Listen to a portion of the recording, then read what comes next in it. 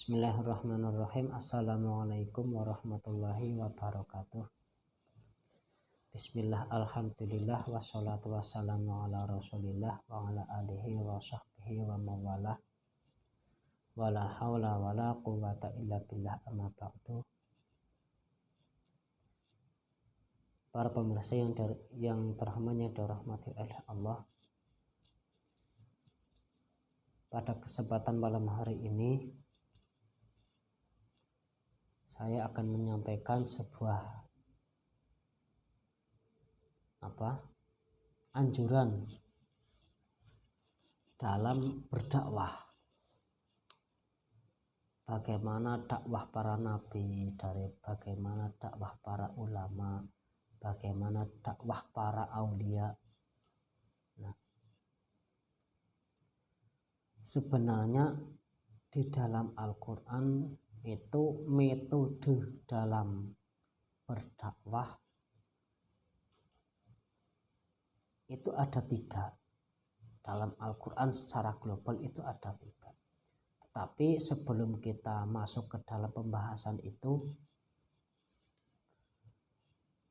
apa sih pengertian yang namanya dakwah? Dakwah itu bukan Anda berceramah di sana, berceramah di sini, pergi ke sana, pergi ke sini dalam hal menyuruh orang untuk ikut Anda, bukan. Jadi yang namanya dakwah itu bukan hanya ucapan, ayo kamu harus sholat, ayo kamu harus zakat, ayo kamu harus puasa dan sebagainya. Itu bukan. Itu bukan dakwah.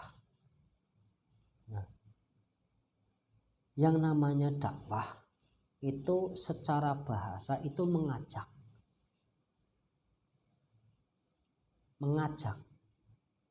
bukan menyuruh. Nah, yang namanya mengajak itu yang mengajak apabila orang yang diajak itu tidak mau, maka orang yang mengajak tersebut itu tidak boleh marah. Nah, tidak boleh marah, tidak boleh nesu, atau malah tidak boleh mencaci maki dan sebagainya. Nah, secara istilah dalam beragama, dakwah itu mengajak seseorang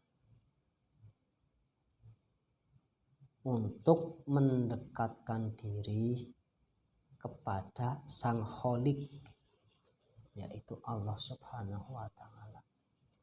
Mengajak seseorang untuk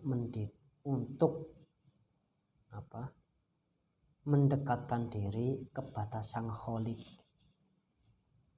Itu pengertian dakwah. Nah, tadi metode dakwah yang memang di situ secara global itu ada 3, itu apa saja? Dalam surat An-Nahl di situ disebutkan, ud'u sabili rabbika bil hikmati wal mau'izatil hasanati wajadilhum billati hiya ahsan. Jadi metode dakwah menurut Al-Quran yang diperintah oleh Allah kepada Kanjeng Nabi, ini khitabnya ud'u itu mukhotob, bukan mukhotob bukan jamak, itu bukan, tapi kepada Kanjeng Nabi. Ud'u sabili rabbika, jadi ajaklah wahai Muhammad, dalam bahasa tafsirnya wahai Kanjeng Nabi Muhammad, kepada manusia. Jadi ajaklah manusia. Anda dalam beriman, dalam berdakwah, dalam menjalankan perintah Allah, dalam mendekatkan diri kepada Allah, ajaklah manusia. Maksudnya orang lain, untuk mendekatkan diri atau mendekatkan diri kepada Allah. Ajaklah ke jalan Allah, yang maksudnya ya berusaha mendekatkan diri kepada Allah dengan cara hikmah.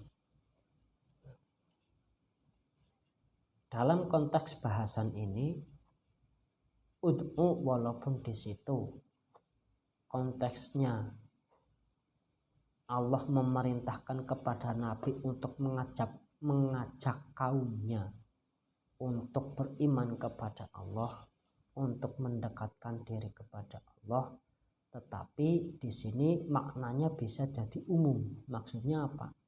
Bukan hanya Nabi saja. Nabi sebagai pokok pondasi berdakwah kepada kaumnya. Nah, berarti setelah Kanjeng Nabi itu orang-orang yang memang ditunjuk oleh Nabi untuk meneruskan dakwahnya. Siapa? Nah,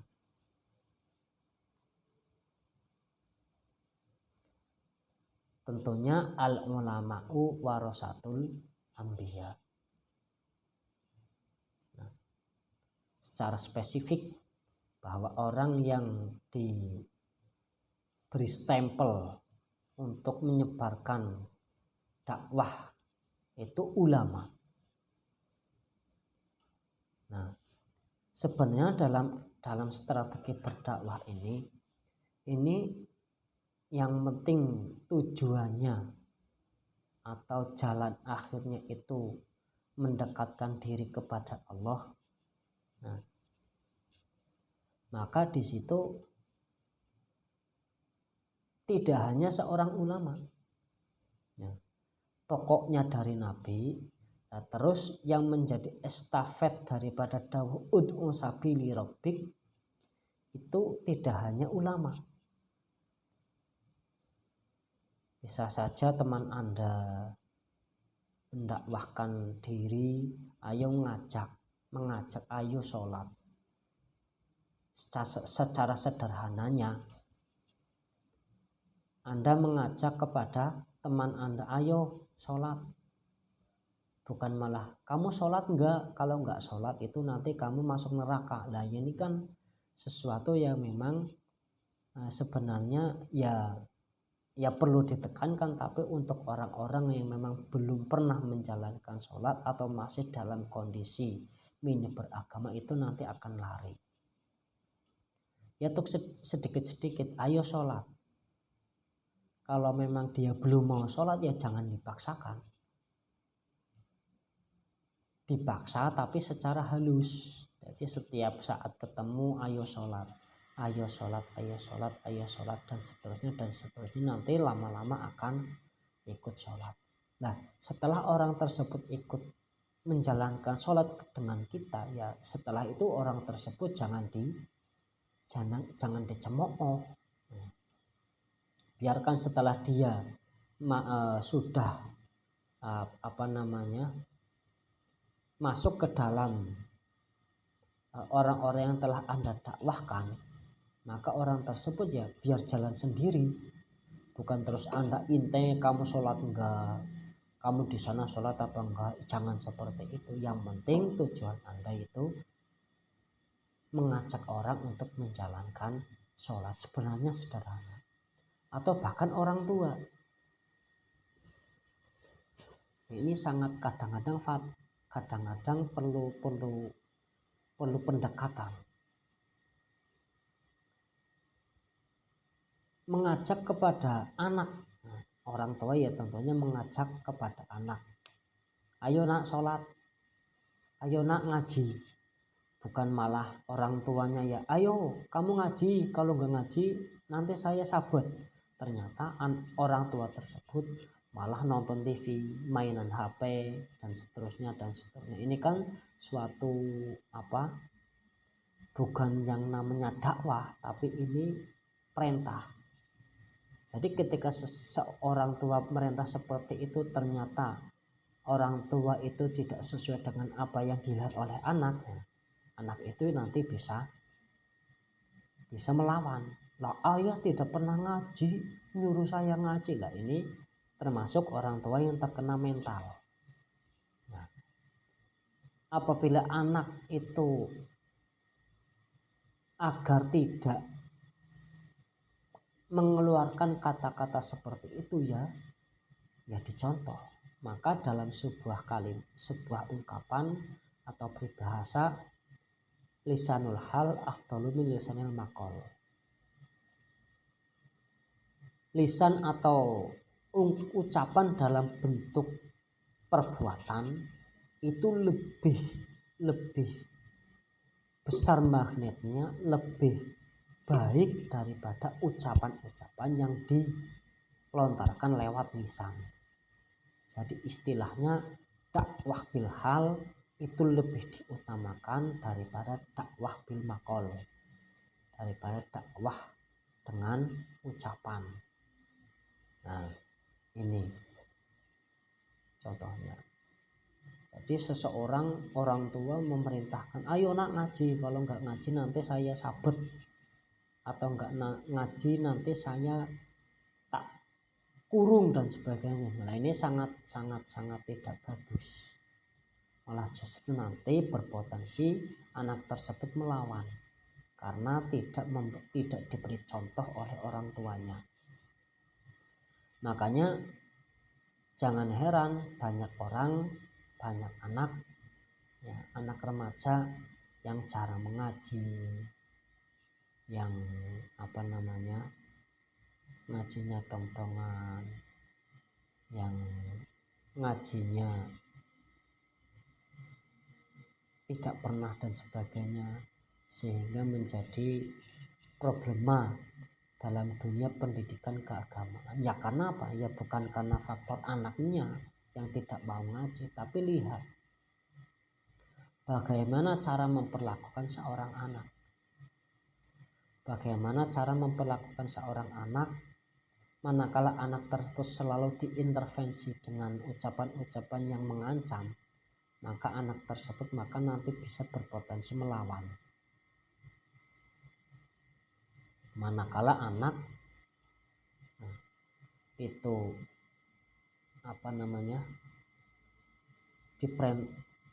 diintervensi dengan sesuatu yang mengancam, maka anak tersebut akan berpotensi melawan. Nah, apabila lawanan anak itu nanti atau tantangan anak itu nanti malah lebih ditantang lagi, ya berbahaya. Sehingga nanti timbullah yang namanya kenakalan remaja. Karena sudah di lingkungan keluarga sendiri, anak tersebut sudah tidak dihargai. Anak hanya sebagai bahan perintah. Nah, ini faktornya di situ. Jadi bagaimana cara memperbaiki perilaku kenakalan remaja? Sebenarnya berawal dari faktor broken home. Berawal dari bagaimana cara memperlakukan anak di lingkungan keluarga. Kalau dalam lingkungan keluarga di situ terciptanya kehidupan yang harmonis antara seorang ayah dengan anak, seorang ibu dengan anak, seorang ibu dengan ayah dan sebagainya, saling terciptanya keharmonisan dalam hal kebaikan, selalu harmonis dalam hal apapun, dalam hal beribadah, dalam hal apapun selalu berharmonis, maka nanti akan menimbulkan efek yang positif kepada anak. Tapi apabila antara kedua orang tua itu sudah tidak ada saling toleran dalam hal mendidik anak, atau bahkan anak hanya diforces untuk pintar dan sebagainya, ya nanti anak akan terbebani sehingga di situ seorang anak tidak bisa menikmati kebebasan, menikmati keharmonisan di dalam rumah tangga. Sehingga apabila hal tersebut itu terjadi, maka anak tersebut akan mencari pelampiasan yang lain. Karena di rumah sudah tidak ada keharmonisan, maka anak tersebut akan mencari keharmonisan yang di luar rumah. Nah, apabila anak tersebut sudah di luar rumah, ya kalau memang teman yang orang yang menjadi temannya itu orang baik. Ya, kalau temannya itu orang-orang yang tidak baik, ya sudah, itu alamannya di situ. Ikut kenakalan remaja. Itu faktornya. Faktor kenakalan remaja itu ya berawal dari rumah, menurut saya. Para pemirsa yang beriman yang dirahmati Allah, kembali ke permasalahan bahwa yang namanya berdakwah itu tidak hanya seorang ulama, tidak hanya orang-orang yang pernah mondok saja atau orang-orang yang alim saja, itu bukan. Tapi dari kalangan manapun, yang mana nanti intinya itu mendekatkan diri kepada Allah, itu yang namanya pendakwah. Bukan hanya berbicara di corong, saudara-saudara, itu bukan. Itu ceramah, bukan dakwah. Dakwah itu mengajak. Para pemirsa ya budiman yang dirahmati Allah, setelah itu dengan hikmah, dengan kebijaksanaan, yang tentunya di situ yang namanya kebijaksanaan, seseorang yang tidak mempunyai ilmu itu tidak akan menemukan kebijaksanaan. Seseorang yang berdakwah tanpa menggunakan ilmu, maka orang tersebut akan berdakwah dengan kekerasan. Nah, sehingga apa? Ketika seseorang berdakwah dengan kekerasan, maka separuh akalnya itu sudah hilang. Apabila seseorang sudah marah, itu separuh akalnya hilang. Maka dari itu yang namanya dakwah itu harus, yang pertama itu harus punya ilmu, bil hikmah. Dengan bil hikmah itu syaratnya satu, mempunyai ilmu yang memadai untuk berdakwah. Nah, yang nomor dua,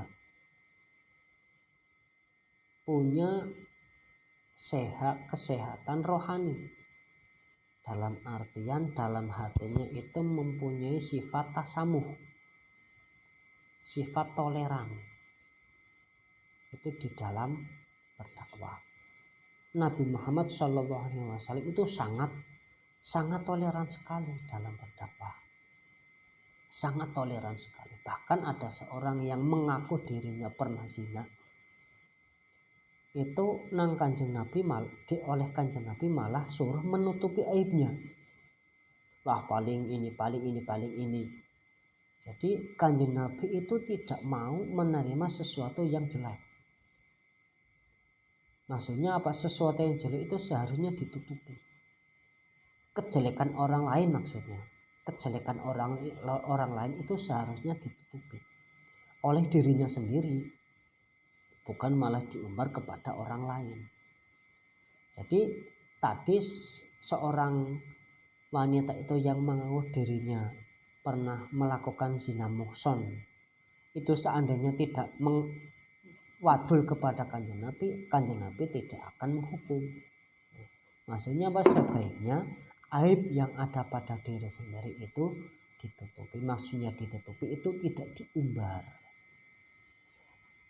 Apabila seseorang sudah pernah melakukan sebuah kemaksiatan, sebenarnya tidak boleh untuk diumbar. Sehingga apa?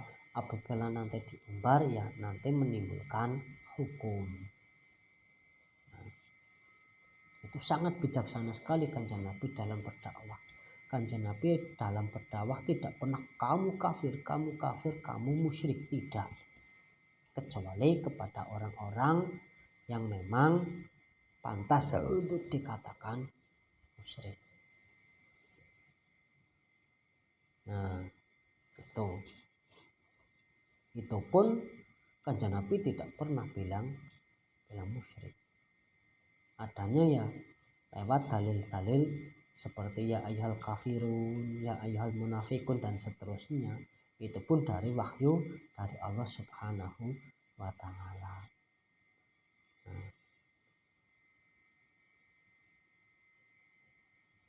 Maksud daripada Nabi itu bilang musyrik atau kafir kepada orang lain itu ya agar umat-umat yang sudah masuk ke dalam bingkai atau yang sudah masuk ke dalam agama yang didakwahkan oleh Kanjeng Nabi agar tidak ikut kepada agama-agama yang dulu memang orang tersebut menganutnya, seperti agama Nasrani, Yahudi, kufar Mekah dan sebagainya, agar tidak kembali ke agama sebelumnya. Itu tujuannya. Nah, orang tersebut dulu tidak mengenyam tentang tidak memeluk agama. Ya memang setelah Kanjeng Nabi diutus, orang yang tidak mengikuti agama Kanjeng Nabi dianggap kafir. Dianggap kafir. Tetapi itu tidak lantas Kanjeng Nabi langsung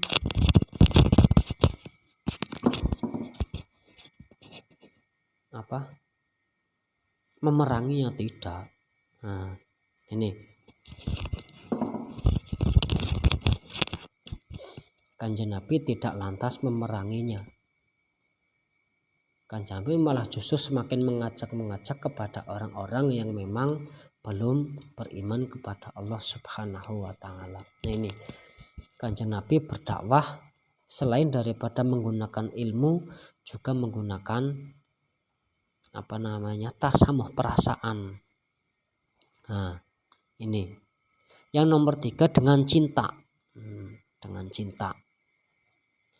Apabila seseorang sudah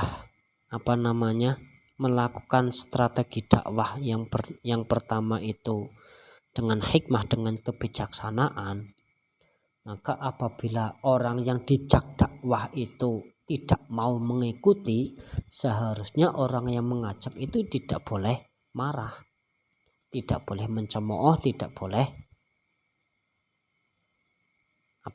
malah memeranginya, tidak boleh. Karena laisa 'alaika hudahum walakinnallaha yahdi man yasha. Laisa laka. Jadi oleh Allah itu ditegur, Kanjeng Nabi itu pernah ditegur, Anda atau kamu tidak berhak untuk memberi hidayah kepada siapapun, tetapi sayalah, Allah lah yang menghendaki siapa yang akan saya beri petunjuk. Nah, ini jadi misi Nabi Muhammad SAW dalam berdakwah itu hanya mengajak, bukan menyuruh orang untuk mengikutinya, tapi mengajak. Nah,